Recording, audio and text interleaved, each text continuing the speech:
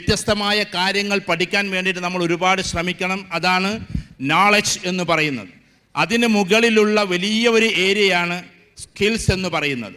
Skills, ആ സ്കിൽസിലേക്ക് ഒട്ടുമിക്ക കുട്ടികളും കേരള എഡ്യൂക്കേഷണൽ ബോർഡിൻ്റെ തിയറി പ്രകാരം, ഇനി മാറ്റം വരാം, 80% കുട്ടികളും സ്കില്ലില്ലാതെയാണ് മിക്കവാറും എന്താകുന്നത്, പാസ് ഔട്ട് ആകുന്നത്.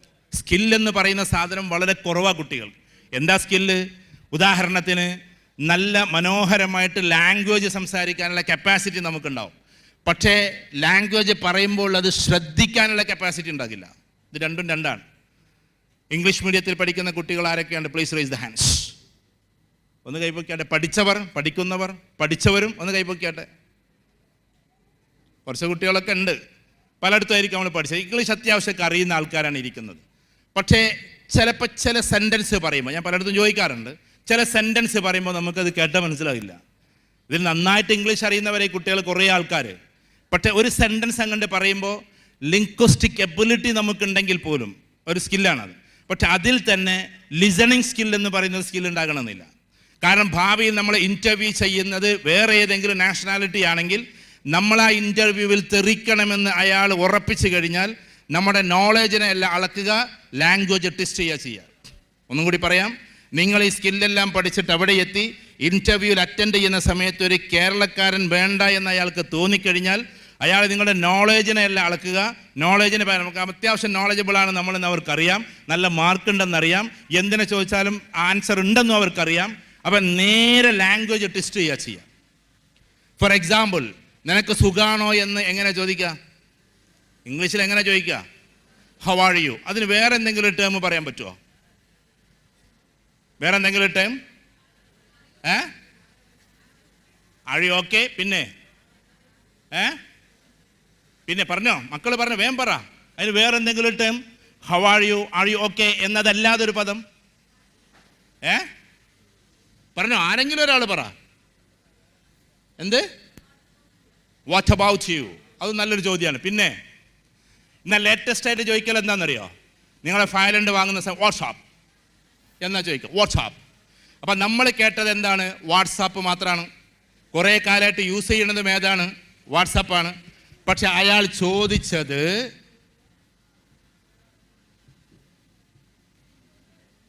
വാട്സ്ആപ്പ് എന്നാണ്. മനസ്സിലായോ? ഇപ്പം എല്ലാ ഇൻ്റർവ്യൂസിലും ഹൗ ആർ യു എന്നുള്ള ചോദ്യത്തിന് പകരം മിക്കവാറും നിങ്ങളോട് ചോദിക്കുക വാട്സാപ്പ്. അതായത് പുതിയതായിട്ട് എന്തുണ്ട് എന്ന്, എന്തൊക്കെയാണ് നിൻ്റെ വിവരം എന്ന്. USA ആണെങ്കിൽ കമ്പൽസറി വാട്സാപ്പ് എന്നാ ചോദിക്കുക. നമ്മളപ്പോൾ എന്താ വിചാരിക്കുക? വാട്സപ്പാണ് ഈ ചോദിക്കണമെന്ന് വിചാരിച്ചിട്ട് വാട്സപ്പ് നമ്പർ ആയിരിക്കും ചിലപ്പോൾ പറഞ്ഞു കൊടുക്കുക. ലാംഗ്വേജ് അറിഞ്ഞാലും ലാംഗ്വേജ് ടെസ്റ്റ് ചെയ്യുമ്പോൾ വാട്സാപ്പ് ഇത് കൃത്യമായൊരു പ്രയോഗമാണ്. വാട്സാപ്പ്, ഇവിടെ ഒരു അപ്പോസ്ട്രോഫി വരും, വാട്ട് ഈസ് അപ്പ് എന്നതാണ്. വാട്സാപ്പ് എന്ന് വെച്ചാൽ എന്തുണ്ട് പുതിയതായി, എന്തൊക്കെയുണ്ട് അപ്പായിട്ട് എന്നാണ് ചോദിക്കണേ. ആ ചോദ്യമാണ് ഇൻ്റർവ്യൂവിൽ ചോദിക്കുക. ഇപ്പം ലാംഗ്വേജ് എത്ര അറിയുമെങ്കിലും കാലോചിതമായി നമ്മൾ ലാംഗ്വേജിനെ ടെസ്റ്റ് ചെയ്തിട്ടില്ലെങ്കിൽ, സ്റ്റൈലിഷ് ആക്കിയിട്ടില്ലെങ്കിൽ, പോളിഷ് ചെയ്യിപ്പിച്ചിട്ടില്ലെങ്കിൽ ആ ലാംഗ്വേജ് എന്നും നമ്മുടെ ഒരു ബാരിയറായിട്ട് നിൽക്കും. ഞാൻ പറഞ്ഞു മനസ്സിലാകുന്നുണ്ടോ? ഇപ്പോൾ വാട്സാപ്പ് എന്ന് ചോദിച്ചാൽ ഉടനെ പറയേണ്ടത് എന്താണോ നിങ്ങൾക്ക് പറയാനുള്ളത് എങ്കിൽ, മനസ്സിലായോ? അല്ലെങ്കിൽ ബെറ്റർ ദാൻ യെസ്റ്റർഡേ, അതായിരിക്കും നല്ലൊരു ആൻസർ. ബെറ്റർ ദാൻ യെസ്റ്റർഡേ, അല്ലാതെ how are you, I am fine എന്നതല്ല. ബെറ്റർ ദാൻ യെസ്റ്റർഡേ, ഇന്നലത്തേക്കാൾ ഉഷാറാണ് എന്നുള്ള ആൻസർ ആയിരിക്കും ഈ അപ്പിന് മറുപടിയായിട്ട് പറയാൻ പറ്റുക. ഇങ്ങനെ ഓരോ കാര്യങ്ങളിലുമുള്ള നമ്മുടെ സ്കിൽസ്. ഇപ്പോൾ വാട്സാപ്പ് എന്ന് ചോദിച്ചാൽ ചിലപ്പോൾ നമ്മൾ എന്താ ഇപ്പോൾ ഇയാൾ ചോദിക്കണമെന്ന് നമ്മൾ വിചാരിക്കുക. ലാംഗ്വേജിനെ ടെസ്റ്റ് ചെയ്യും. ഞാനൊരു സെൻറ്റൻസ് ചോദിക്കാം, ചിലയിടത്തൊക്കെ ഞാൻ ചോദിച്ചതാണ്. ആ സെൻറ്റൻസോ അല്ലെങ്കിൽ അതിന് അപ്പുറത്തുള്ളൊരു സെൻറ്റൻസോ ചോദിക്കാം. അത് നിങ്ങൾ പറഞ്ഞെന്ന ഈ സദസ്സിനോട് ഞാൻ പറയാം, ലിംഗ്വിസ്റ്റിക് എബിലിറ്റിയിൽ അഥവാ ലാംഗ്വേജിൻ്റെ സ്കില്ലിൽ ശരിക്കും പറഞ്ഞിട്ടുണ്ടെങ്കിൽ എന്തില്ലാത്തതിൻ്റെ പേരിൽ, ലിസണിങ് സ്കില്ലില്ലാത്തതിൻ്റെ പേരിൽ ആ 10,000 രൂപ നമുക്ക് നഷ്ടപ്പെടും. ഞാൻ നിങ്ങൾക്ക് 10,000 രൂപ തരാം. വെറുതെ പറയല്ലോ കേട്ടോ, മൈക്കിലൂടെ പറയുകയാണെങ്കിൽ ക്യാമറ പകർത്തുന്നുണ്ട്. ഞാൻ പറയുന്ന സെൻറ്റൻസ് എന്താണെന്ന് പറഞ്ഞാൽ മതി, അതിൻ്റെ അർത്ഥമൊന്നും പറയണ്ട. എന്താണ് നിങ്ങൾക്ക് മനസ്സിലായതെന്ന് പറഞ്ഞത് കറക്റ്റ് ആണെങ്കിൽ ആ സ്റ്റുഡൻറ്റിന് ഫസ്റ്റ് പറഞ്ഞ ആൾക്ക് ഞാൻ 10,000 രൂപ തരാം. എൻ്റെ പരിപാടി ട്രെയിനിങ് ഇതൊന്നും അല്ല കേട്ടോ, എനിക്ക് കുറച്ച് ബിസിനസ്സൊക്കെ ഉണ്ട്. അതുകൊണ്ട് നിങ്ങൾക്ക് ഒരു 10,000 രൂപ തരില്ല, എനിക്ക് പ്രയാസമൊന്നുമില്ല. പറഞ്ഞേളി, ഞാൻ പറയട്ടെ, എല്ലാവരും ശ്രദ്ധിക്കണേ. ശ്രദ്ധിക്കുന്നുണ്ടോ? It's case back to on to off. 10,000 രൂപേൻ്റെ ക്വസ്റ്റ്യൻ ആകുമ്പോൾ അതിൻ്റെ ടഫ് ഉണ്ടാവും. ഒരു ഫ്രൈസാണത്. എന്താ ഞാൻ പറഞ്ഞതെന്ന് പറഞ്ഞാൽ മതി, അതിൻ്റെ ആൻസറൊന്നും വേണ്ട, അതിൻ്റെ അർത്ഥവും വേണ്ട. ഒന്നും കൂടി പറയട്ടെ ഉറപ്പല്ലേ? Keys him back to John Chaff.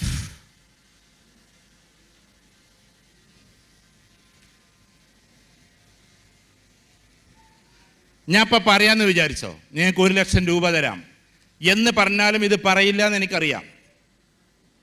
ഈ സദസ്സിൽ ആരും പറയില്ലെന്ന് എനിക്കറിയാം.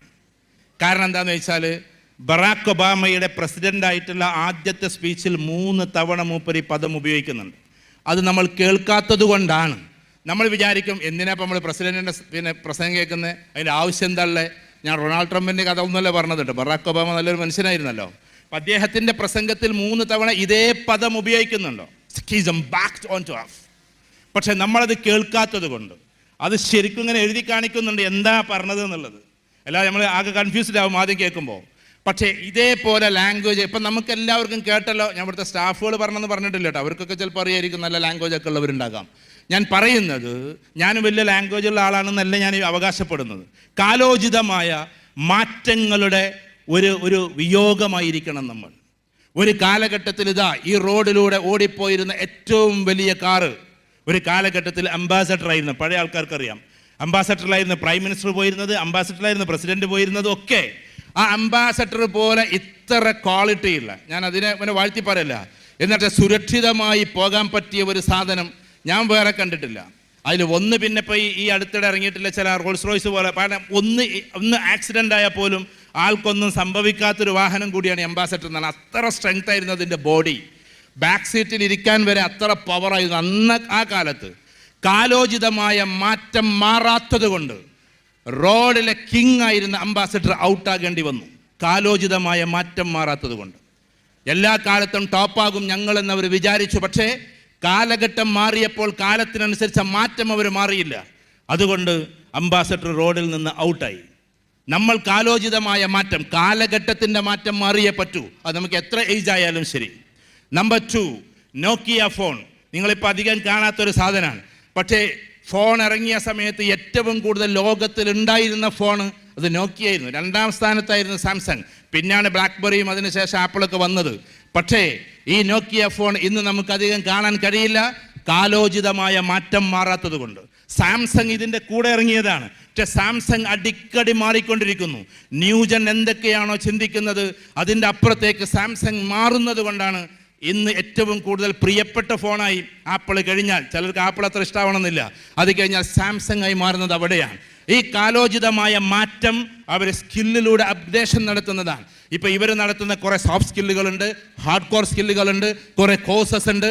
ഇതൊക്കെയും ഷിഹാബ് ടീം നടത്തുന്ന, അല്ലെങ്കിൽ പിന്നെ സാലി ടീം നടത്തുന്ന, അല്ലെങ്കിൽ മറ്റുള്ളവർ നടത്തുന്ന ഈ ഒരു രീതിയിലുള്ള കോഴ്സസ് ഉണ്ടല്ലോ, ഞാനതിനെങ്ങനെ പ്രൊമോട്ട് ചെയ്യാൻ വേണ്ടി വന്നതല്ല. ഞാനും ഈ സ്ഥാപനമായിട്ട് ഒരു ബന്ധവുമില്ല. നമ്മളെ സുഹൃത്തുക്കൾ നടത്തുന്ന ഒരു സ്ഥാപനം എന്നേ ഉള്ളൂ. എനിക്കിതിൽ നിന്നൊരു 1000 രൂപ വരുമാനമില്ല. ഞാൻ അതുകൊണ്ട് പ്രൊമോട്ട് ചെയ്യല്ല. പക്ഷെ കാലഘട്ടത്തെ അളന്ന് തിട്ടപ്പെടുത്തിയിട്ട് ഞാൻ പറയുന്നു, എന്ന് വെച്ചാൽ നമ്മൾ കാലത്തിനനുസരിച്ചിട്ടുള്ള മാറ്റങ്ങൾ മാറി ആ ഓരോ കാര്യങ്ങളും മാറിക്കൊണ്ടേയിരിക്കണം. ഇപ്പോൾ സ്കില്ലിൻ്റെ ഭാഗമായിട്ട് ലോകത്തിൽ ഹാർഡ്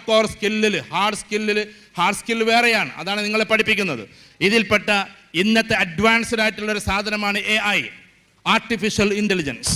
അതെല്ലാവരും പറയുന്നൊരു സാധനമാണ്. പക്ഷെ ഞാൻ മുമ്പ് സൂചിപ്പിച്ചിട്ടുണ്ട്, ഞാൻ എൻ്റെ 2 മക്കളും കൂടി ദുബായിലെ ആർട്ടിഫിഷ്യൽ ഇൻ്റലിജൻസിൻ്റെ ഒരു പ്രോഗ്രാമിൽ പങ്കെടുത്തു.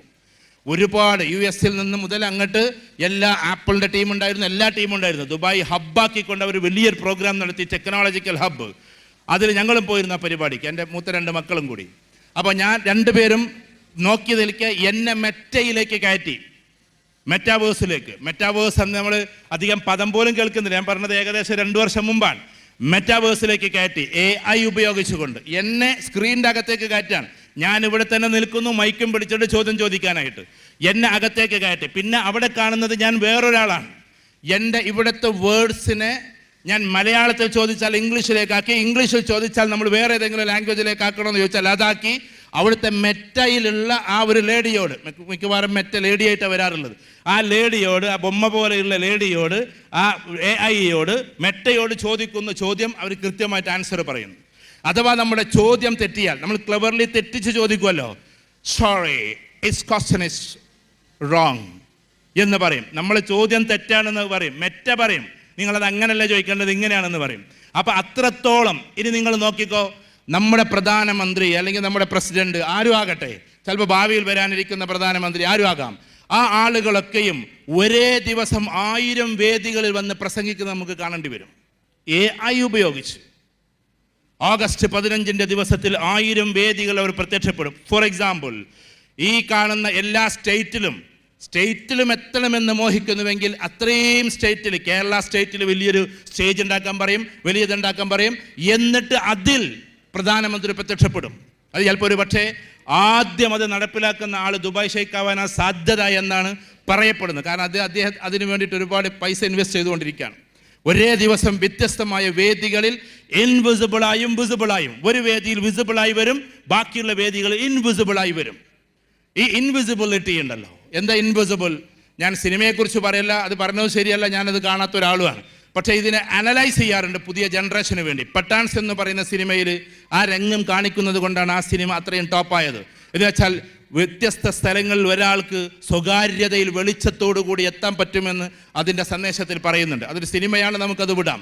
ഞാൻ പറയുന്നത് അതൊരു റിയാലിറ്റിയാണ്, ഒരു റിയാലിറ്റിയാണ്. ഇപ്പോൾ ഉദാഹരണത്തിന്, എനിക്ക് ഒരു ദിവസം 1000 വേദികൾ പ്രസംഗിക്കാനുള്ള കാലം 5 വർഷത്തിൻ്റെ അപ്പുറത്തേക്ക് പോകില്ല. 5 വർഷത്തിൻ്റെ ഉള്ളിൽ ഒരേ ദിവസം എനിക്ക് ഇതേപോലെ അറ്റൻഡ് ചെയ്തുകൊണ്ട് സംസാരിക്കാം. പക്ഷേ ഒരിടത്തെ ഞാൻ വിസിബിൾ ആകൂ, ബാക്കി എല്ലായിടത്തും ഇൻവിസിബിളാണ്. എന്നെ തൊട്ടാൽ ഞാൻ അവിടെ ഉണ്ടാകില്ല, പക്ഷേ കാണാൻ ഞാൻ അവിടെ ഉണ്ടാകും. അതാണ് ഇൻവിസിബിൾ. ഞാൻ എന്നെ ആയിരിക്കും എന്ന് വിചാരിച്ചിട്ടാണ് നിങ്ങൾ ഈ കാണുന്നതൊക്കെ, പക്ഷെ അതിൻ്റെ യാഥാർത്ഥ്യം നടക്കുന്നത് വേറെ സ്ഥലത്തായിരിക്കും. ഒറിജിനലായിട്ട് ആളെ കാണും, പ്രകാശരൂപത്തിൽ കാണും, പക്ഷേ തൊട്ടാൽ അറിയാം അയാൾ അവിടെ ഇല്ല എന്നുള്ളത്. അതാണ് AI. അത്രത്തോളം അഡ്വാൻസ്ഡ് ആണ് AI. ഇത്തരത്തിലുള്ള കാര്യങ്ങൾ പഠിച്ച് മനസ്സിലാക്കി നമ്മൾ നമ്മുടെ വാല്യൂസിനെ തന്നെ നിലനിർത്തിക്കൊണ്ട് അതിമനോഹരമായി ഇതിനൊക്കെ പഠിക്കുന്നതിൻ്റെ പേര് കൂടിയാണ് ഹാർഡ് സ്കിൽ എന്നതുകൊണ്ട് ഉദ്ദേശിക്കുന്നത്. നിങ്ങൾ പഠിക്കുന്ന പ്രോഗ്രാംസ് ആകട്ടെ, നിങ്ങൾ പഠിക്കുന്ന മെറ്റയാകട്ടെ, നിങ്ങൾ ഇനി പഠിക്കാൻ പോകുന്ന AI ആകട്ടെ, ഇപ്പോൾ പഠിച്ചുകൊണ്ടിരിക്കുന്ന എന്തൊക്കെ ഡിജിറ്റൽ മാർക്കറ്റിംഗ് ഉണ്ടോ ആ മാർക്കറ്റിംഗ് ആകട്ടെ, എല്ലാം ഇതുമായി ബന്ധപ്പെട്ടതാണ്. ഡിജിറ്റൽ മാർക്കറ്റിംഗ് നിങ്ങൾ പഠിക്കുന്നുണ്ടല്ലോ അല്ലേ? ഡിജിറ്റൽ മാർക്കറ്റിംഗ് പഠിക്കുന്നുണ്ടോ? എനിക്ക് അറിഞ്ഞൂടാ, ഉണ്ടോ? നിങ്ങളുടെ സിലബിയിലില്ല. ഏത് മേഖലയിലേക്ക് നിങ്ങൾ കടന്നു പോയാലും, ഇപ്പം എനിക്കറിയാവുന്ന പെൺകുട്ടികളോട് ഞാൻ പറയാണ്, ഇത് ഉപയോഗിച്ചുകൊണ്ട് എത്രയോ ബിടെക്കുകാർ, നിങ്ങൾ ബാംഗ്ലൂരിൽ പോയാൽ, ബോംബെയിൽ പോയാൽ എത്രയോ പെൺകുട്ടികൾ ഇപ്പോൾ ഒരിക്കലും ഓഫീസ് സ്പേസിലേക്ക് പോകുന്നേ ഇല്ല. അവർ വീട്ടിലിരുന്നു കൊണ്ടാണ് ഈ കാര്യങ്ങൾ ചെയ്യുന്നത്. ഈ വർക്ക് ഫ്രം ഹോമും വർക്ക് അറ്റ് ഹോമും തമ്മിൽ എന്താ വ്യത്യാസം? അത് കൃത്യമായിട്ട് പറയുന്ന ആൾക്കാർക്ക് ഞാനൊരു 1000 രൂപ തരാം. അതിപ്പോൾ എല്ലാവർക്കും അറിയുന്ന കാര്യമൊക്കെ തന്നെ. ചിലർ വർക്ക് ഫ്രം ഹോം എന്ന് പറയും, ചിലർ വർക്ക് അറ്റ് ഹോം എന്ന് പറയും. എന്താ തമ്മിൽ വ്യത്യാസം? വേഗം പറയടാ. ഭയങ്കര പെട്ടെന്ന് ചിന്തിക്കാൻ പറ്റുമെങ്കിൽ ഇതിനൊക്കെ ആൻസർ ഉണ്ട്. ചിലർ പറയും വർക്ക് ഫ്രം ഹോമാണ്, ചിലർ പറയും വർക്ക് അറ്റ് ഹോമാണ്. എന്താ തമ്മിലുള്ള വ്യത്യാസം? വേഗം പറ. 1000 രൂപ കിട്ടുന്ന കേസാണ്. ആ ആ ആ ഒന്നും കൂടി പറഞ്ഞാൽ, അത് ക്ലാരിഫൈ ചെയ്ത് പറഞ്ഞാൽ. 500 രൂപൻ്റെ ആൻസർ ആയിട്ടുണ്ട്.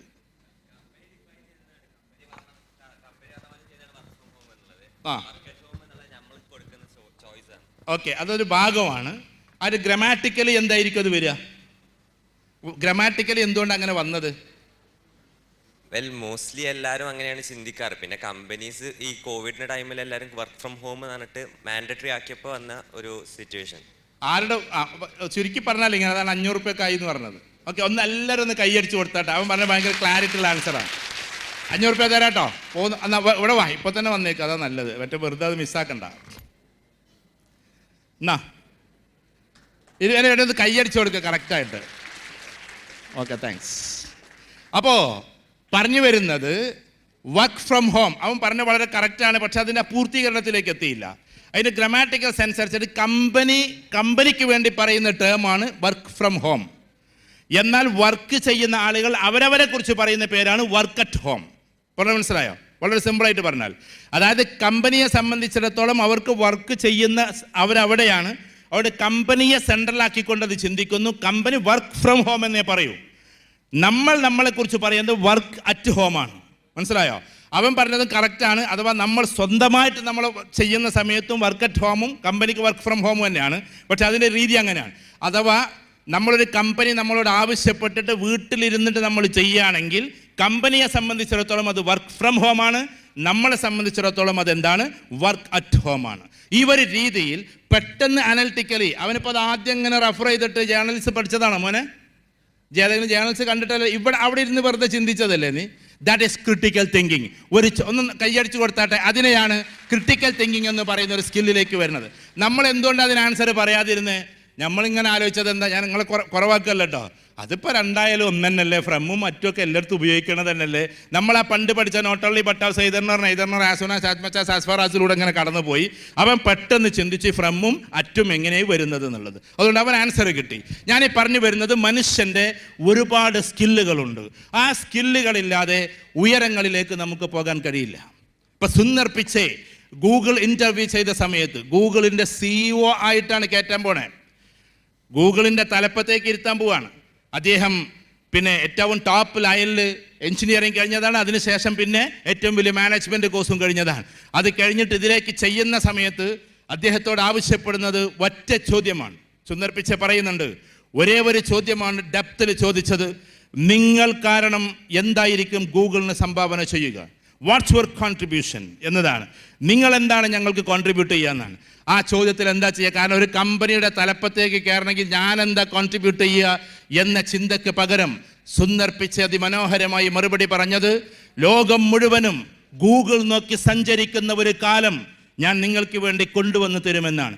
ഗൂഗിൾ നോക്കിയിട്ട് ലോകം മുഴുവനും സഞ്ചരിക്കുന്ന ഒരു കാലത്തിന് അത് തുടങ്ങി വെച്ചിരുന്നു ഗൂഗിളെങ്കിലും അതിന് ഹൈ പിച്ചിലേക്ക് കൊണ്ടുപോയി. ഇന്ന് നിങ്ങൾ നോക്കിക്കോ, എത്രയോ കോടികളാണ് ഒരു സ്റ്റാഫിന് അവർ കൊടുക്കുന്നത്. CEO ഒക്കെ കൊടുക്കുന്ന ഇപ്പോൾ ആൽഫബറ്റിൻ്റെ CEO ആക്കി. എന്താ ആൽഫബറ്റും ഗൂഗിളും തമ്മിലുള്ള വ്യത്യാസം? ആരോടാ പറഞ്ഞല്ലേ? എന്താ വേം പറ, അതിന് 500 വേറെ തരണോ? എക്സ്ട്രാ റീഡിങ് നമ്മൾ നടത്തണം. നമ്മളൊക്കെ കമ്പനി വർക്ക് ചെയ്യാനുള്ള ആൾക്കാരാണ്. ആൽഫബറ്റ് ലോകത്തിൽ ഏറ്റവും വലിയൊരു മദർ കമ്പനിയാണ്. അതിൻ്റെ ഒരു കമ്പനിയാണ് ഗൂഗിൾ. ഞാൻ പറഞ്ഞ മനസ്സിലാകുന്നുണ്ടോ? മദർ കമ്പനിയുടെ ഒരു കമ്പനിയാണ് ഏത്? ഗൂഗിൾ. അല്ലാതെ ഗൂഗിളിൻ്റെതല്ല ആൽഫബറ്റ്. ആൽഫബറ്റിൻ്റെ ഒരു കമ്പനിയാണ് ഏത്?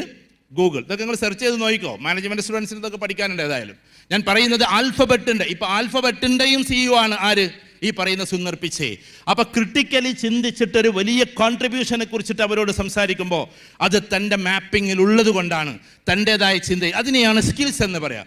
അപ്പോൾ നിങ്ങൾ വിചാരിക്കും ഞങ്ങളോട് ഇതൊക്കെ ഇപ്പോൾ പറഞ്ഞിട്ട് എന്താ, ഞങ്ങൾ ചെറിയ ചെറിയ കോഴ്സല്ലേ നടത്തുന്നത്. എൻ്റെ പ്രിയപ്പെട്ട മക്കളെ, ഞാൻ ചിലപ്പോഴൊക്കെ പറയാറുണ്ട്, ഞങ്ങൾ ഫ്രണ്ട് ബെഞ്ചിൽ ഇരിക്കുന്നവർ ക്ഷണിക്കണം കേട്ടോ. ഇവിടുത്തെ ഫ്രണ്ട് ബെഞ്ച് വലിയ ഫ്രണ്ട് ബെഞ്ചൊന്നും അല്ലല്ലോ, അതൊരു ഓഡിറ്റോറിയം അല്ലേ. ഫ്രണ്ട് ബെഞ്ചിൽ ഇരിക്കുന്ന ആളുകൾക്ക് കോൺസെൻട്രേഷൻ ഉണ്ടാകും. മനസ്സിലായോ? കോൺസെൻട്രേഷൻ ഉണ്ടാകും, മാർക്ക് കിട്ടാനുള്ള കോൺസെൻട്രേഷൻ. ബാക്ക് ബെഞ്ചിലിരിക്കുന്നവർക്ക് അറ്റൻഷൻ ഉണ്ടാവും. തമ്മിൽ വ്യത്യാസമുണ്ട്. കാരണം എല്ലാവരെയും അറ്റൻഡ് ചെയ്യാൻ അവനറിയാം. ഇപ്പോൾ ശുക്കൂർ എന്താ ചെയ്യണത്, മാറൂഫ് എന്താ ചെയ്യണത്, മുകുൽസ് എന്താ ചെയ്യണത്, ഇത് ബാക്കിൽ നിന്ന് ഇങ്ങനെ നോക്കാൻ അവൻ്റെ പരിപാടി. എമ്മാതിരി അറ്റൻഷനാണെന്നറിയോ? കാരണം അറ്റൻഷൻ എന്ന് പറഞ്ഞിട്ടുണ്ടെങ്കിൽ ഒന്നിലേക്ക് മാത്രം നോക്കിയിരിക്കലല്ല, എല്ലാം കൂടി നോക്കലാണ്. ഫ്രണ്ട് ബെഞ്ചിലിരിക്കുന്ന ആളാകെ, അവരെ മോശമാക്കല്ല, അവർ നല്ല കുട്ടികളാണ്, അവർ A+ എടുക്കട്ടെ. അവരാകെ കാണുന്ന നൗഷാദ് സാറെ മുഖം, പിന്നെ നോട്ട് ബുക്ക്, നൗഷാദ് സാറെ മുഖം, നോട്ട് ബുക്ക്. പറഞ്ഞ മനസ്സിലായോ? അങ്ങനെ ആയിരിക്കും അവരുടെ പോക്കുണ്ട്. അപ്പോൾ കോൺസെൻട്രേഷനും അറ്റൻഷനും തമ്മിൽ വലിയ വ്യത്യാസമുണ്ട്. ലോകത്തിൽ ഏറ്റവും കൂടുതൽ ചീഫ് സെക്രട്ടറി പോലും സംസാരിച്ചില്ലേ അതിമനോഹരമായിട്ട്. അതിൻ്റെ അടുത്ത് എഡ്യൂക്കേഷൻ വേണ്ടെന്നെല്ലാം പറഞ്ഞു കേട്ടോ. എഡ്യൂക്കേഷൻ എന്തായാലും നിർബന്ധമായിട്ടും വേണം. പക്ഷേ ചീഫ് സെക്രട്ടറി സംസാരിച്ചത് എന്താ? കേരളത്തിൻ്റെ ചീഫ് സെക്രട്ടറി, ഇന്നത്തെ അല്ല, ഇതിന് മുമ്പുണ്ടായിരുന്ന ആൾ സംസാരിച്ചാൽ നിങ്ങൾക്ക് ഓർമ്മയുണ്ട്. അദ്ദേഹം സിവിൽ സർവീസുകാരനാണല്ലോ. എന്തായാലും സിവിൽ സർവീസുകാരൻ പറയാണ്, കേരളത്തിൽ ഏറ്റവും നന്നായി പഠിച്ച് ഉയർന്നു വന്ന ആളുകളൊക്കെ ഞങ്ങളെപ്പോലെ കളക്ടർമാരായി. അതിന് താഴെയുള്ള ആളുകളൊക്കെയും എന്തായി? പൊളിറ്റീഷ്യൻസായി. അതിലും താഴെയുള്ള ആളുകളൊക്കെയും ബിസിനസ്മാന്മാരുമായി. ബിസിനസ് എന്ന് പറഞ്ഞാൽ കേവലം 50 ലക്ഷം 60 ലക്ഷം കൊണ്ട് കളിക്കുന്നവരെ പറ്റിയല്ലേ ഈ പറയുന്നത്. എന്നിട്ട് പറയാണ്, ഇപ്പം ബിസിനസ്സുകാർ രാഷ്ട്രീയക്കാരെന്താക്കുന്നു? ഭരിച്ചുകൊണ്ടിരിക്കുന്നു. രാഷ്ട്രീയക്കാർ ഞങ്ങളെ ഭരിച്ചുകൊണ്ടിരിക്കുന്നു. നിങ്ങൾക്ക് മനസ്സിലാവും ഞാൻ പറഞ്ഞത്? സ്കില്ലപാരമാണ്. ഈ അടുത്തിടെ മോദി സർക്കാർ കുറച്ച് മുമ്പേ സിവിൽ സർവീസിൻ്റെ പാറ്റേൺ മാറ്റി. സർക്കാരല്ല, അതിൻ്റെ അതോറിറ്റി മാറ്റി. ആ മാറ്റുന്ന സമയത്ത് ഏറ്റവും പ്രധാനപ്പെട്ട ഒന്ന് ആഡ് ചെയ്തത് ഏതാണെന്നറിയോ? സിവിൽ സർവീസിൽ ഇൻട്രാപേഴ്സണൽ സ്കിൽസ്. എന്താ ഇൻട്രാപേഴ്സണൽ സ്കിൽസ്? ഇൻ്റർപേഴ്സണൽ സ്കില്ലുണ്ട്, ഇൻട്രാപേഴ്സണൽ സ്കില്ലുണ്ട്. എന്ന് വെച്ചിട്ടുണ്ടെങ്കിൽ മറ്റുള്ളവരോട് അതിമനോഹരമായിട്ട് പെരുമാറാനും നമുക്ക് നമ്മളെക്കുറിച്ച് അനലൈസ് ചെയ്യാനുള്ള വേറെ കഴിവ്. ഇത് രണ്ടും രണ്ടാണ്. ഒന്ന് ഇൻട്രാപേഴ്സണലാണ്, മറ്റൊന്ന് ഇൻ്റർപേഴ്സണലാണ്. ഇത് രണ്ടും രണ്ടാണ്. ഇത് ഇൻ്റർപേഴ്സണലാണ്. ഇൻ്റർ അവിടെ നിൽക്കും, ഇൻട്രയല്ല ഇൻ്റർ. ഇൻ്ററിൽ നിൽക്കുന്ന സാധനം ഇൻ്റർപേഴ്സണൽ സ്കിൽ എന്ന് പറഞ്ഞാൽ പരസ്പരം അങ്ങോട്ടും ഇങ്ങോട്ടുമുള്ള ഭയങ്കരമായ രസകരമായ ഒരു ഇമോഷണൽ എന്താ പറയുക, ഒരു ബ്രിഡ്ജിങ്, ആ ഒരു സാധനത്തിനാണ് ഇൻ്റർപേഴ്സണൽ എന്ന് പറയാം. പണ്ടൊക്കെ കലക്ടർമാർ എന്ന് പറയുന്ന ആളുകൾ ഒറ്റയ്ക്കിരുന്ന് പഠിച്ചതി മനോഹരമായി ഉയർന്ന് പോയാൽ അവർക്ക് എന്തുണ്ടാകുമായിരുന്നു? മാർക്ക് കിട്ടി കലക്ടറാകാമായിരുന്നു. പക്ഷേ ഇന്നത്തെ കലക്ടർമാർ അങ്ങനെ കഴിയില്ല.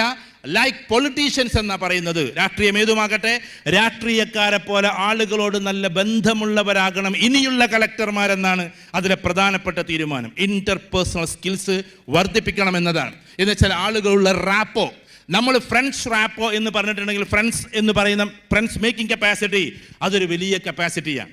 അപ്പോൾ ഏറ്റവും ചുരുക്കത്തിൽ പറഞ്ഞാൽ ഈ സ്കിൽസുകൾ എത്ര നമുക്ക് വർദ്ധിപ്പിക്കാൻ പറ്റുമോ അതിനനുസരിച്ചിട്ടാണ് നമ്മുടെ എല്ലാം ഉണ്ടാവുക. അതിൽ പ്രധാനപ്പെട്ട ചില സ്കിൽസ് പറയാം, വളരെ ശ്രദ്ധിച്ച് കേൾക്കണം. പ്രധാനപ്പെട്ട സ്കിൽസ് ഒന്ന് റഫറൻസ് സ്കിൽസാണ്. എന്താ റഫറൻസ് സ്കിൽസ് എന്ന് പറഞ്ഞാൽ?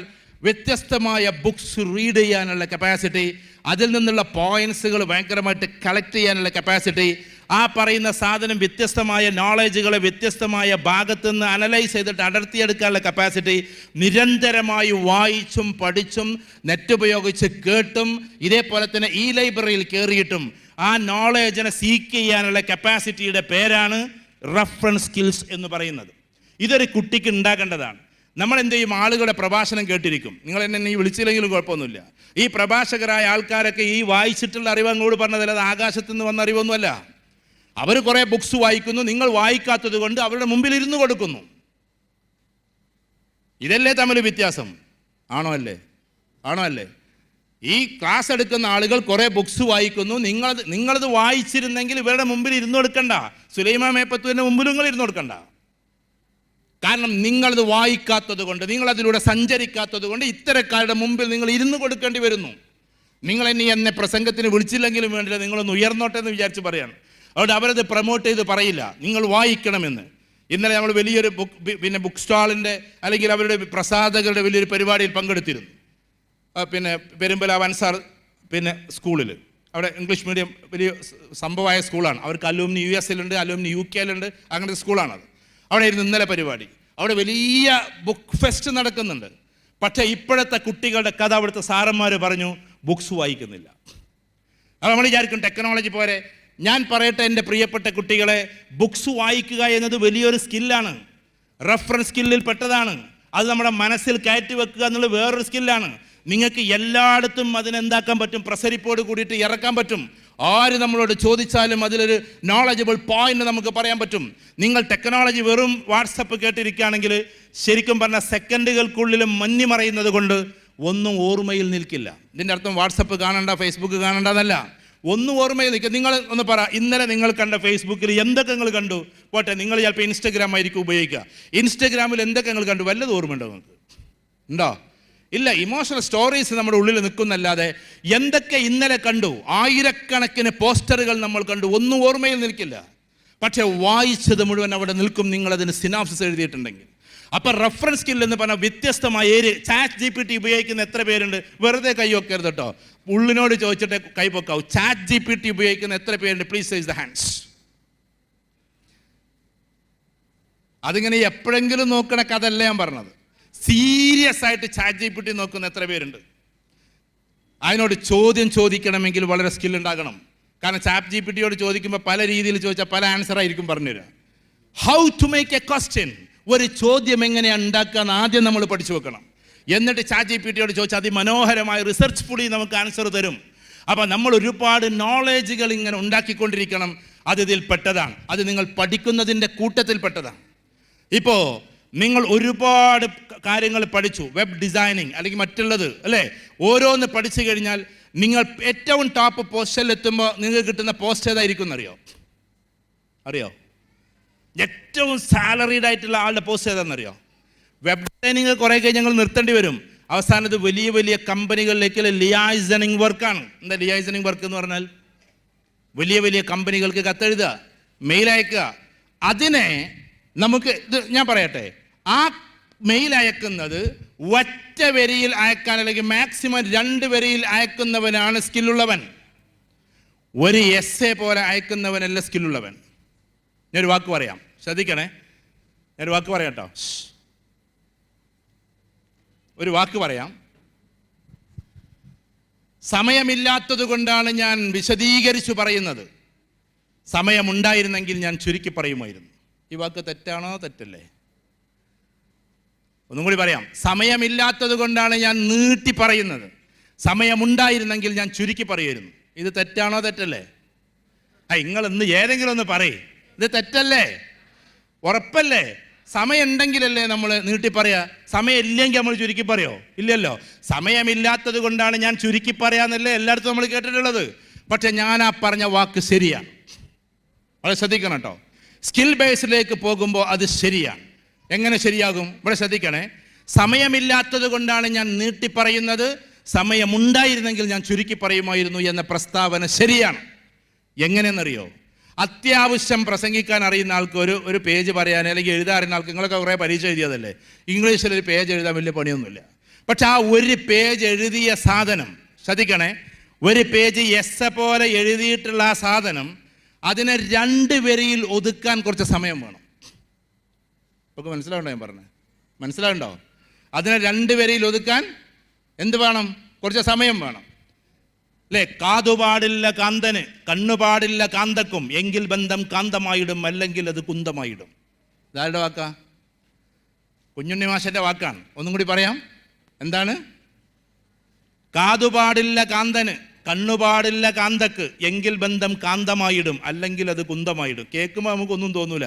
പക്ഷെ കുഞ്ഞുണ്ണി മാഷ് എത്രയോ ദിവസങ്ങൾ തപസ്സിരുന്നുണ്ടാക്കിയ 2 വരിയാണത്. കണ്ണുപാടില്ല കാന്തന്, ഭാര്യ ഇങ്ങനെ ആരോടെങ്കിലുമൊക്കെ കല്യാണപ്പേരി പോയാലേ ചിലപ്പോൾ പഴയ ഫ്രണ്ടിനെ കണ്ടിട്ടുണ്ടാവും, അതേമാതിരി ചിലപ്പോൾ എളാപ്പാനെ മോനെ കണ്ടിട്ടുണ്ടാവും, ചിലപ്പോൾ കസിൻസിനെ കണ്ടിട്ടുണ്ടാവും, ചിലപ്പോൾ കൂടെ പഠിച്ച ആളെ കണ്ടിട്ടുണ്ടാവും. അയാളുടെ മനസ്സിൽ ഒരു വൃത്തികേടും ഉണ്ടായിട്ടുണ്ടാവില്ല. എന്തൊക്കെയല്ലേ, സുഖം തന്നെയല്ലേ എന്നൊന്ന് ചോദിച്ചിട്ടുണ്ടാവുള്ളൂ. അത് ഭർത്താവിനൊരു മോശമായ കണ്ണുണ്ടെങ്കിൽ എന്തിനാ അവനോട് സംസാരിക്കാൻ പോയേ? അത് കല്യാണത്തിന് മുമ്പ് ഒഴിവാക്കിയതല്ലേ? ഇയാൾ കാമുകനൊന്നുമല്ല, അത് പണ്ട് പഠിച്ച കൂട്ടത്തിൽപ്പെട്ട ഒരാൾ മാത്രമാണ്. ഇങ്ങനെ സംശയമുള്ള കണ്ണുള്ള ഭർത്താവ്, മനസ്സിലായോ? ആ കണ്ണ് പാടില്ല. ആർക്ക് പറ? ആർക്ക്? ഭർത്താവിന്. കാതുപാടില്ല കാന്തക്കും. കാന്ത എന്ന് പറഞ്ഞാൽ ഭാര്യയാണ്. എന്ന് പറഞ്ഞാൽ ഭർത്താവിന് അവിടെ കണ്ടിരുന്നു കേട്ടോ, എന്തോ ഒരു ചിരിതിരി ഉണ്ട് കേട്ടോ. ഇങ്ങനെ പലരും പറയുന്ന കാത് ആർക്കും പാടില്ല. ആർക്കും പാടില്ല. നിങ്ങൾ പറയണ ആർക്കും പാടില്ല. ഭാര്യക്കും പാടില്ല. അതുകൊണ്ടാണ് കുഞ്ഞുണ്ണി മാഷ് പറഞ്ഞേ, കാതുപാടില്ല കാന്തക്ക്, കണ്ണുപാടില്ല കാന്തനും, എങ്കിൽ ബന്ധം കാന്തമായിടും, അല്ലെങ്കിൽ അത് കുന്തമായിടും. ഒറ്റ വരിയാണ്, പക്ഷേ അങ്ങേയറ്റത്ത് ചിന്തയാണ്. ഞാൻ പറഞ്ഞു മനസ്സിലായോ? അങ്ങനെ നീട്ടി പറയേണ്ടുന്ന സാധനത്തിന് ചുരുക്കി പറയുന്നതിൻ്റെ പേരാണ് ലിയാസണിങ്. ഞാൻ പറഞ്ഞു വരുന്നത്, നിങ്ങളുടെ സ്കില്ലിൽ പ്രധാനപ്പെട്ട ഒന്ന് അതായിരിക്കും. കാരണം ഭാവിയിൽ നിങ്ങളെ കമ്പനിയുടെ തലപ്പത്തിരിക്കുമ്പോൾ ആ സമയത്ത് വലിയ വലിയ കമ്പനിക്ക് ഒരു മെയിൽ അയക്കാൻ പറഞ്ഞാൽ അതിമനോഹരമായ പദങ്ങളിലൂടെ ഒരു റിത്തമിക്കായിട്ട് ഒറ്റ വരിയിൽ അതിനെ കുറിച്ച് വെക്കുന്ന, വേണമെങ്കിൽ നിങ്ങളൊന്ന് ടെസ്റ്റ് ചെയ്ത് നോക്കിക്കോ. ബെൻസിൻ്റെ ഷോറൂമിക്കല്ല, ബെൻസിൻ്റെ കമ്പനിയിലേക്ക് നിങ്ങളൊരു നീണ്ട മെയിൽ അയച്ചു കൊടുക്ക്. അതിന് മറുപടിയായിട്ട് ബെൻസിൽ നിന്ന് ഒരിക്കലും നിങ്ങൾക്ക് വരില്ല. ഞാൻ പറഞ്ഞത് കോഴിക്കോട് ഷോറൂം എന്നല്ല, ബെൻസ് കമ്പനിയിൽ നിന്ന് നിങ്ങൾക്ക് വരുന്ന മെയിൽ ജസ്റ്റ് ഒറ്റ വരി ഉണ്ടാവുള്ളൂ. അത് തിരിയണം എന്നുണ്ടെങ്കിൽ നമ്മൾ കുറേ ഇരുന്ന് ആലോചിക്കേണ്ടി വരും. That is liaisoning work. അപ്പോൾ സ്കിൽ എന്ന് പറഞ്ഞാൽ അതാണ്. നമ്മൾ ഹാർഡ് കോർ ആയിട്ട് ഉണ്ടാക്കേണ്ട സ്കില്ലാണ് റെഫറൻസ് സ്കിൽ ഒന്ന്. മറ്റൊന്ന് ഡാറ്റ ഇൻ്റർപ്രിട്ടേഷൻ. അതിമനോഹരമായി നമുക്ക് കിട്ടിയിട്ടുള്ള കാര്യത്തിനെ ഇൻ്റർപ്രറ്റ് ചെയ്യാനുള്ള, വിവരിക്കാനുള്ള കഴിവ് അതുണ്ടാകേണ്ടുന്ന ഒരു സ്കില്ലാണ്. ഞാൻ പറഞ്ഞത്, നിങ്ങൾ ഇതൊക്കെ പഠിച്ചിട്ട് മേലേക്ക് പോയാൽ അതിമനോഹരമായി. ഇപ്പോൾ നിങ്ങൾ ഉദാഹരണത്തിന് നിങ്ങളുടെ കോഴ്സിൽപ്പെട്ട ഒന്ന് പഠിച്ച് അത് ആളുകൾക്ക് വിശദീകരിച്ച് കൊടുക്കണമെങ്കിൽ നിങ്ങൾക്കുണ്ടാകേണ്ടത് കമ്മ്യൂണിക്കേഷൻ സ്കില്ലല്ല. കമ്മ്യൂണിക്കേഷൻ സ്കിൽ എന്ന് പറഞ്ഞാൽ എന്താ? ഭാഷാ നൈപുണ്യമാണ്. ഭാഷയുണ്ടെന്ന് വിചാരിച്ചിട്ട് വിവരിക്കാനുള്ള കഴിവുണ്ടാവില്ല. മനസ്സിലായോ? പ്രസൻറ്റേഷൻ സ്കില്ലും കമ്മ്യൂണിക്കേഷൻ സ്കില്ലും രണ്ടാണ്. കമ്മ്യൂണിക്കേഷൻ എന്ന് പറഞ്ഞാൽ വർത്തമാനം പറയാനുള്ള സ്കില്ലാണ്. ഒരു ഗ്രൂപ്പിനോട് പറയാനുള്ള സ്കില്ല് വേറെ തന്നെയാണ്. ഇപ്പം നിങ്ങൾ മലയാളത്തിൽ ഇഷ്ടംപോലെ ആൾക്കാരോട് സംസാരിക്കുമല്ലോ, എന്നാൽ ഇവിടെ വന്നിട്ട് മൈക്ക് പിടിച്ചിട്ട് അതേപോലെ ഒന്ന് പറഞ്ഞാട്ടെ, അത് വേറൊരു സാധനമാണ്. ഞാൻ പറഞ്ഞു മനസ്സിലായോ? ഒന്ന് പ്രസൻറ്റേഷൻ സ്കില്ലാണ്, മറ്റൊന്ന് കമ്മ്യൂണിക്കേഷൻ സ്കില്ലാണ്. ആളുകളോട് നല്ല ഉഷാറായിട്ട് വാട്സപ്പിലൊക്കെ വർത്താനം പറയും, നന്നായിട്ട് പറയാനൊക്കെ പറ്റും, അത് കമ്മ്യൂണിക്കേഷനാണ്. എന്നാൽ പ്രസൻറ്റേഷൻ എന്ന് പറഞ്ഞാൽ ഒരുപാട് ആളുകളോട് മാസ്സായിട്ട് പറയാനുള്ള കപ്പാസിറ്റി ഉണ്ടാകലാണ്. അത് നമ്മൾ ക്രിയേറ്റീവായിട്ട് കൊണ്ടുവരേണ്ടതാണ്. അതെപ്പോഴാണ് നമുക്ക് കിട്ടുകയെന്നറിയോ? നമ്മൾ ആളുകളുടെ മുമ്പിൽ നിന്ന് സംസാരിക്കുമ്പോൾ. സംസാരിക്കുമ്പോൾ, ഞാനിപ്പോൾ ഉദാഹരണത്തിന് പറയുകയാണ്, എല്ലാ മതക്കാരും എല്ലാവരും ഇവിടെ ഉണ്ട്, എന്നാൽ ഈ ദാറുൽ ഹുദ, ഉദാഹരണത്തിന് നമ്മുടെ ചെമ്മാടുള്ളൊരു സ്ഥാപനമാണ് ദാറുൽ ഹുദ. അവിടെ നിന്ന് ഇറങ്ങുന്ന ഹുദവിമാർ ഒട്ടുമിക്ക ആൾക്കാരും പ്രഭാഷകരാണ്. എന്തുകൊണ്ടാണെന്നറിയോ? അവിടെ ആഴ്ചയിൽ എന്തുണ്ട്? ആഴ്ചയിൽ എന്തുണ്ട്? ഞാൻ പറഞ്ഞു മനസ്സിലാവുണ്ടോ നിങ്ങൾക്ക്? ആഴ്ചയിൽ അവർക്ക് സെമിനാറുണ്ട്. ആ സെമിനാറിൽ പ്രഭാഷണമുണ്ട്. ആ പ്രഭാഷണം പ്രസംഗിച്ച് പ്രശ്നത്തിൻ്റെ ഈ സിനിസാറിലൊക്കും ഈ പറഞ്ഞ ഹാരിസ് ഉദവി മറ്റവരൊക്കെ എത്തിയത്.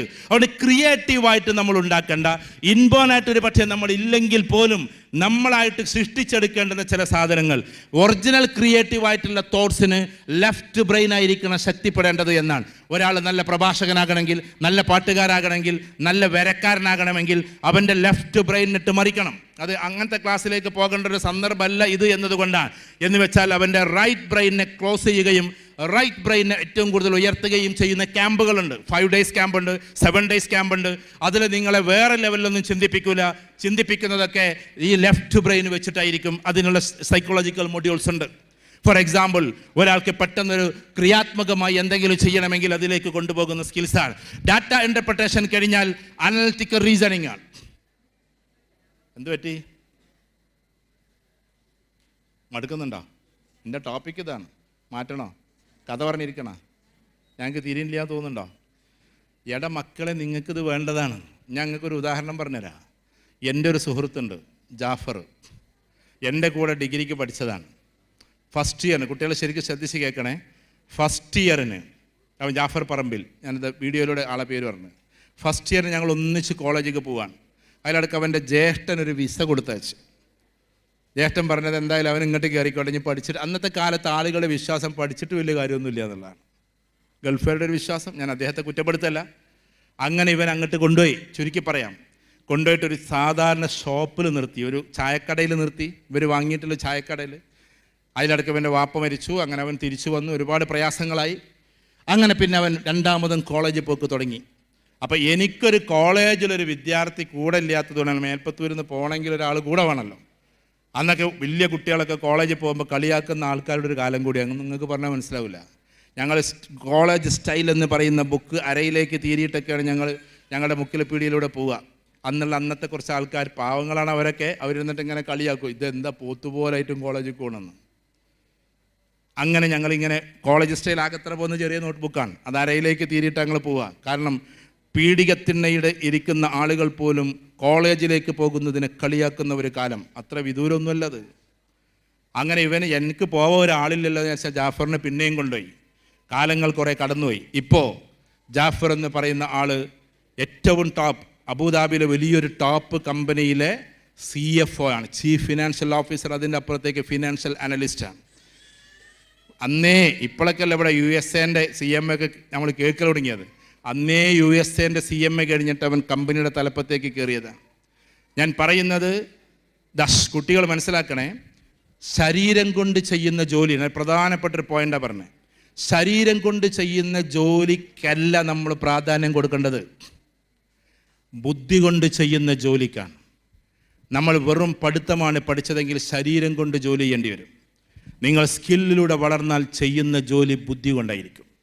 ഫോർ എക്സാമ്പിൾ, ഇതൊരു വലിയ വീടാണെന്ന് വെക്ക്. ഏകദേശം ഒരു 10 കോടിയൊക്കെ വരുന്ന അങ്ങനത്തെ ഇതൊക്കെ ഉണ്ടല്ലോ ഇപ്പോൾ വീടുകളൊക്കെ. 10 കോടി വരുന്ന ഒരു വീടിന് ഒരു ആർക്കിടെക്റ്റ് ഉണ്ടാവും. അത് ടോണിയാണെന്ന് വിചാരിക്കുക, അല്ലെങ്കിൽ ശങ്കറാന്ന് വിചാരിക്കുക, അല്ലെങ്കിൽ RK രമേശാന്ന് വിചാരിക്കുക. കേരളത്തിൽ ഏറ്റവും ടോപ്പ് റേഞ്ചിൽ നിൽക്കുന്ന 3 ആർക്കിടെക്റ്റുമാരാണ്. അവർ വാങ്ങിക്കുന്നത് 10 കോടി രൂപക്ക് 1 കോടി രൂപയാണ്. എന്ത് അവർക്ക് കൊടുക്കണം? ശ്രദ്ധിക്കണേ, ആ വീട് പടുക്കാൻ വന്ന ഒരാളുണ്ടാവും, തേക്കാൻ വന്ന ആളുണ്ടാവും, പെയിൻറ്റിങ്ങിന് വന്ന ആളുണ്ടാവും. അവർക്ക് ഡെയിലി കൂലി 1000 because it is physical job. ശരിക്കും മനസ്സിലാക്കണം, ഇറ്റ് ഈസ് ഫിസിക്കൽ ജോബ്. ശരീരം കൊണ്ട് ചെയ്യുന്ന ജോലിയാണ്. അതിൽ ബുദ്ധി ഉണ്ടെങ്കിലും 20% ബുദ്ധിയുള്ളൂ, ബാക്കിയൊക്കെ ശരീരം കൊണ്ട് ചെയ്യേണ്ടതാണ്. പക്ഷേ ടോണി വരുന്നത് ആകെ 3 തവണയായിരിക്കും, മാക്സിമം 4 തവണ. അതിൻ്റെ പിന്നിൽ ഒരുപാട് വർക്കുകൾ നടന്നിട്ടുണ്ട്. അതൊക്കെ വർക്കേഴ്സിനെ കൊണ്ട് ചെയ്യുക. ആരെക്കൊണ്ട്? ചെറിയ ചെറിയ ആർക്കിടെക്റ്റുമാരെ കൊണ്ട്. എന്നിട്ട് ഇതിൻ്റെ കംപ്ലീറ്റ് കാര്യങ്ങൾ അദ്ദേഹം വന്നിട്ട് 2 ഡയലോഗും നടത്തിയിട്ടാണ് പോവും. ഒരു വരത്തിന് എത്ര ആയി എന്നറിയോ? ആകെ എത്ര വന്നത്? 4 പ്രാവശ്യം.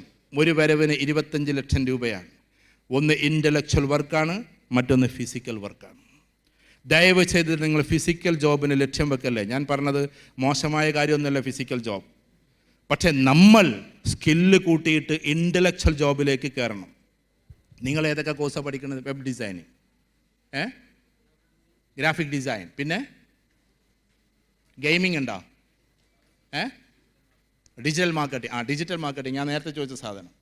ചേട്ടാ ഇതൊക്കെ അപാര ബുദ്ധി വെച്ച് ചെയ്യേണ്ട സാധനങ്ങളാണ്. ഇവരുണ്ടല്ലോ, ഇവരിങ്ങനെ വന്നിട്ട് കോട്ടും സൂട്ടൊക്കെ ഇട്ടിട്ട് നിങ്ങൾക്കൊരു കോഴ്സൊക്കെ ഇതാക്കി നിങ്ങൾ വിചാരിക്കുന്നൊരു കാര്യം, ഞാൻ മനസ്സിലാക്കുന്നൊരു കാര്യം, നിങ്ങളെപ്പോലെ ചിന്തിക്കാൻ എനിക്കും പറ്റുമല്ലോ. ഇവർ കുറേ പൈസ വാങ്ങിക്കുന്നൊക്കെ തോന്നും. പക്ഷേ നമ്മളെ ആ ഒരു ജനിത്തിലേക്ക് കൊണ്ടുപോവാണ്. ഈ ഡിജിറ്റൽ മാർക്കറ്റിംഗ് എന്ന് പറയുന്ന സാധനം സാധാരണ രീതിയിൽ ഉപയോഗിക്കേണ്ടതിനെ ഡിജിറ്റലൈസ് ചെയ്തിട്ട് ലോകത്തിലേക്ക് എത്തിക്കല്ലേ? ആണോ അല്ലേ? നിങ്ങൾ പറ. ഇപ്പം എൻ്റെ ഒരു സുഹൃത്ത്, നിങ്ങൾ ക്യാമറ പകർത്തുന്നതുകൊണ്ട് എൻ്റെ ബിസിനസ്സിനെ പറ്റിയിട്ട് അത്ര സീക്രട്ടുകളൊന്നും പറയാൻ പറ്റില്ല. എന്നാലും 1-2 കാര്യങ്ങൾ പറയാം. ഇപ്പോൾ ഉദാഹരണത്തിന് ലൈബീരിയയിൽ കിടക്കുന്ന ചില പ്രൊഡക്റ്റുകളെ യൂറോപ്പിലേക്ക് എത്തിക്കുന്നത് എൻ്റെ 2 സുഹൃത്തുക്കളാണ്. അത് ഈ യൂറോപ്പിനോട് നമ്മൾ ബന്ധപ്പെടുന്നതും ഈ പറയുന്ന ലൈബീരിയയോട് ലൈബീരിയ കിടക്കുന്നത് ആഫ്രിക്കയിലാണ്, യൂറോപ്പ് കിടക്കുന്നത് അപ്പുറത്താണ്. 2 കോണ്ടിനെൻ്റാണ്.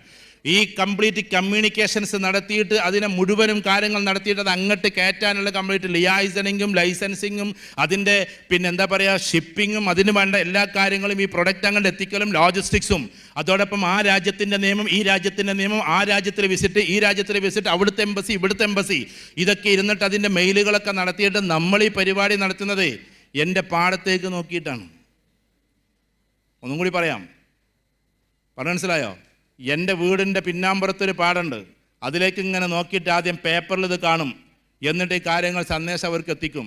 ഞാൻ ഈ പറയുന്ന അവർ കയറ്റുന്ന യൂറോപ്പിൽ ഞാൻ പോയിട്ടുണ്ട് ഒരുപാട് രാജ്യങ്ങളിൽ. അവർ കയറ്റുന്ന ആ സ്ഥലത്ത് ഞാൻ പോയിട്ടില്ല, ഈ കയറ്റുന്ന സ്ഥലത്ത് ഞാൻ പോയിട്ടില്ല. ഡിജിറ്റൽ മാർക്കറ്റിങ്ങിൻ്റെ ഏറ്റവും സ്ട്രോങ് സ്പേസാണ് ഞാൻ പറയുന്നത്. ഏത് ഒരു സാധനത്തെയും ഡിജിറ്റലൈസ് ചെയ്തിട്ട് ലോകത്തിൻ്റെ വ്യത്യസ്ത തലങ്ങളിലേക്ക് എത്തിക്കാൻ പറ്റുന്ന അപാര സ്കില്ലാണ് നിങ്ങൾ പഠിച്ചുകൊണ്ടിരിക്കണേ. ആ സ്കില്ലിൻ്റെ കൂട്ടത്തിൽ നിങ്ങൾക്ക് ഉണ്ടാകുന്ന സ്കില്ലുണ്ട്. പറഞ്ഞു മനസ്സിലായി? അതാ ഞാൻ പറഞ്ഞത്. Linguistic ability, reference skill, data interpretation, analytical reasoning, critical evaluation, strategical thoughts, decision making skills. ഇതൊക്കെ ഒരു മനുഷ്യന് ഉണ്ടാകേണ്ടതാണ്. തീരുമാനം എടുക്കാനുള്ള കഴിവ്. ലൈഫ് സ്കില്ലിൽ പെട്ടിട്ടുള്ള സ്കില്ലാണ് എന്ത്? ആളുകൾ പെട്ടെന്ന് ചൂടാകുന്ന, വളരെ ശ്രദ്ധിക്കണേ, പെട്ടെന്ന് ചൂടാകുന്ന സമയത്ത് ചൂടാകാതെ നിൽക്കണമെങ്കിൽ ലൈഫ് സ്കില്ല് നമ്മൾ പഠിക്കണം. ഫോർ എക്സാമ്പിൾ, എൻ്റെ ന്യൂറോ ലിംഗ്വിസ്റ്റിക്, ഉദാഹരണത്തിന് സമയമില്ലാത്തതുകൊണ്ട് ചുരുക്കി പറയാം, ന്യൂറോ ലിംഗ്വിസ്റ്റിക് ഇപ്പം ഇന്നത്തെ ജനറേഷൻ ഏറ്റവും കൂടുതൽ ബാധിക്കുന്ന ഒരു പ്രശ്നം ഇപ്പം ഞാൻ പറഞ്ഞേ, ഇമോഷണലി അവർ സ്റ്റേബിൾ അല്ല. എന്ന് വെച്ചാൽ വൈകാരികപരമായി അവരെന്തല്ല സ്റ്റേബിൾ അല്ല.